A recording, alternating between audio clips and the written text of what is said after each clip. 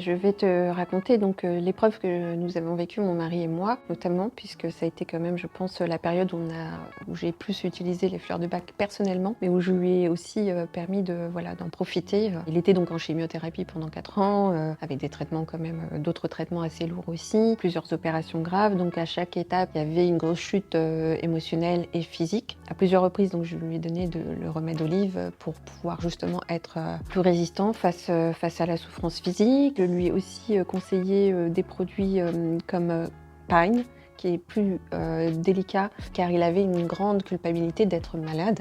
Il s'en voulait énormément puisqu'il était assez jeune et plutôt dans la fleur de l'âge. Sur cette période très difficile, je l'ai beaucoup aidé dans ce sens. Et puis moi, après, à mon tour, à passer le cap quand il est parti, par exemple avec des remèdes comme le noyer, walnut, qui me permettaient vraiment de faire le deuil, d'accepter cette nouvelle situation en étant seule. J'ai utilisé aussi Star of Bethlehem. C'est un remède qui nous permet de passer tous les gros caps de type deuil, grosse douleur, gros chagrin, voilà, tous les traumatismes physiques et émotionnels. Je les ai toujours plus ou moins utilisés et effectivement, j'ai vu que pendant, j'en avais aussi besoin, puisqu'il fallait gérer, donc beaucoup Olive aussi, pour être vraiment costaud, assez accompagnante, etc.